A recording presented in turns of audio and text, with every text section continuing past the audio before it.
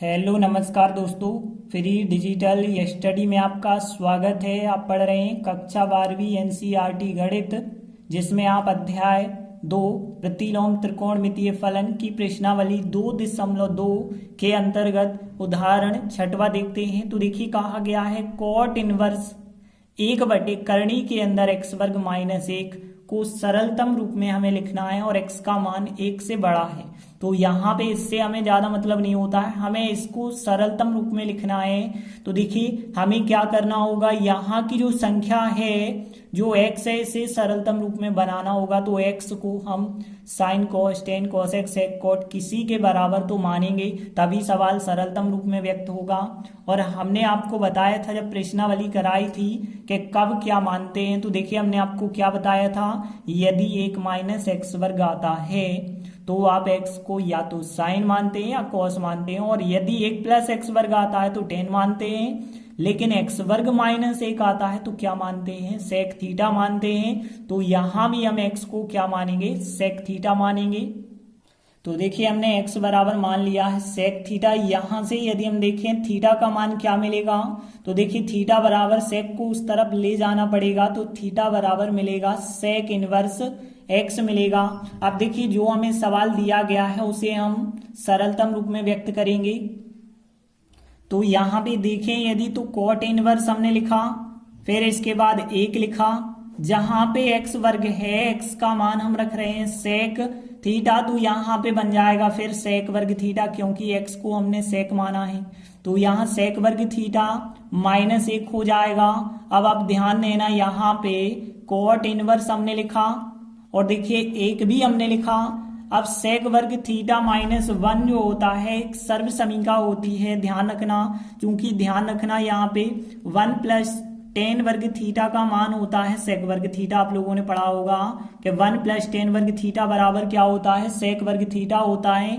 तो इस वजह से हम क्या कर सकते हैं, सेक वर्ग थीटा माइनस 1 का जो मान निकलेगा वो टेन वर्ग थीटा निकलेगा ना, बिल्कुल आप कह सकते हैं। क्योंकि यहाँ पे यदि आप 1 को उस तरफ ले जाओगे तो यहाँ सेक वर्ग थीटा माइनस 1 बराबर टेन वर्ग थीटा होगा, तो इसके स्थान पे हम टेन वर्ग थीटा रख सकते हैं। कॉट इनवर्स, अब देखिए यहाँ पे 1/वर्ग वर्गमूल अलग हो जाते हैं, तो टेन थीटा यहाँ पे बचा होगा। और आगे यदि आप सॉल्व करेंगे तो देखिए यहाँ कॉट इनवर्स 1/10, और आप लोगों को पता होगा 10 को यदि पलट दिया जाए अंश हर में तो वो कॉट बन जाता है। तो यहाँ पे 1/10 क्या बन जाएगा, कॉट बन जाएगा। और यहाँ पे कॉट और कॉट इनवर्स भी आपस में कट जाएंगे, तो यहाँ पे केवल थीटा बचा होगा। और जो थीटा बचा होगा थीटा का मान आप वापस रख दें, तो यहाँ थीटा का मान कितना है, सेक इनवर्स एक्स है। तो सेक इनवर्स एक्स यही हमारा सरलतम रूप हो जाएगा। देखिए अगला 7वां उदाहरण है, सिद्ध कीजिए कि ten inverse x plus tan inverse 2x/1 minus x वर्ग बराबर होता है tan inverse 3x minus x घन बटे 1 माइनस 3x वर्ग। तो यहाँ पे देखिए ये तो हमें पता है कि 2 टेन इनवर्स एक्स का फार्मूला है और यह 3 टेन इनवर्स एक्स का है।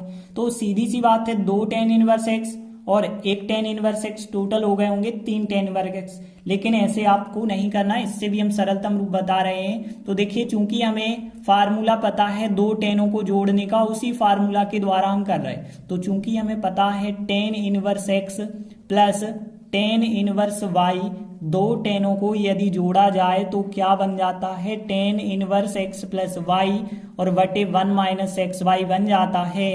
तो यहाँ पे चूंकि हमें पता है टेन इनवर्स एक्स और टेन इनवर्स वाई का योगफल यह होता है।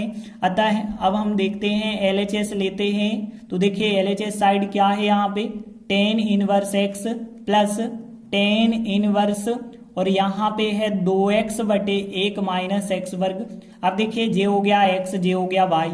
अब देखिए 1 हो गया x, 1 हो गया y। अब इनको जोड़ने का फार्मूला देखिए हमने जो ऊपर बताया है x प्लस वाई का, x प्लस वाई ऊपर होता है, नीचे होता है 1 माइनस एक्स वाई। तो हमने क्या किया, x प्लस वाई, x रखा और यह y रखा। तो यहाँ पे ऊपर होगा x प्लस वाई और नीचे होता है 1 माइनस x इंटू वाई। तो x इंटू वाई का मतलब होगा यहाँ पे 2x/1 माइनस एक्स वर्ग होगा।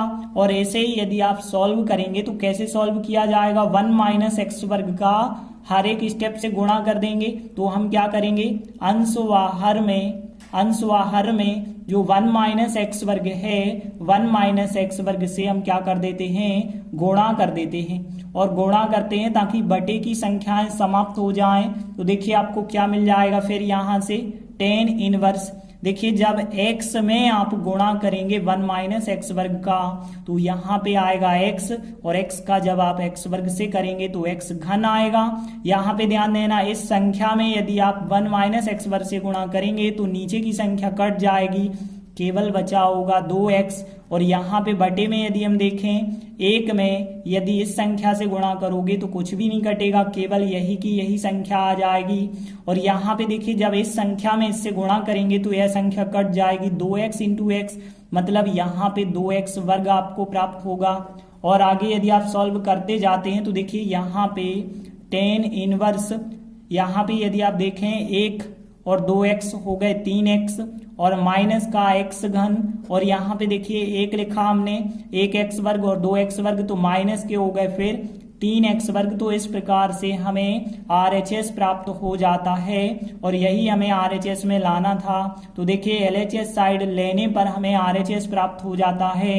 तो इस प्रकार से हमारा सवाल सिद्ध हो जाता है। देखिए अगला उदाहरण 8वां देखते हैं।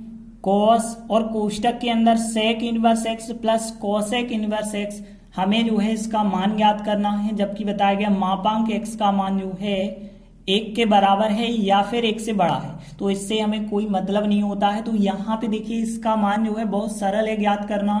यदि आपको पता है सेक इनवर्स एक्स और कोसेक इनवर्स एक्स का योगफल क्या होता है, तो देखिए हमने आपको बताया था पिछले सवालों में कि साइन इनवर्स एक्स और कॉस इनवर्स एक्स दोनों का योगफल 90 होता है। टेन इनवर्स एक्स और कॉट इनवर्स एक्स दोनों का योगफल 90 होता है। सेक इनवर्स एक्स और कोसेक इनवर्स एक्स दोनों का योगफल 90 होता है। विकल्प में भी ये पूछे जाते हैं तो यहाँ पे भी हम बिल्कुल यही लिखेंगे कि चूंकि सेक इनवर्स एक्स और कोसेक इनवर्स एक्स का योगफल जो है 90 होता है, तो देखिए हमने लिखा चूंकि सेक इनवर्स एक्स और कोसेक इनवर्स एक्स दोनों का योगफल 90 के बराबर होता है, अतः जो हमारा सवाल था कॉस और यहाँ पे था sec inverse x plus cosec inverse x, तो देखिए जो भी हमारा क्वेश्चन था, आप देखिए ध्यान से समझना। तो हमने क्या किया, कॉस लिखा। अब देखिए यहाँ पे इन दोनों का जो योगफल होता है वो कितना होता है, 90 होता है, तो यहाँ पे हमने फिर 90 लिख दिया है π/2। अब देखिए यहाँ पे बन चुका है cos 90, और cos 90 का मान आपको पता होगा कितना होता है, 0 होता है, और यही हमारा जो है अभीष्ट उत्तर हो जाएगा। तो इस प्रकार से हमने 3 महत्वपूर्ण उदाहरण समझे। अब हमारी प्रश्नावली 2.2 कंप्लीट होती है। आगे हम विविध प्रश्नावली शुरू करेंगे। तब तक के लिए धन्यवाद।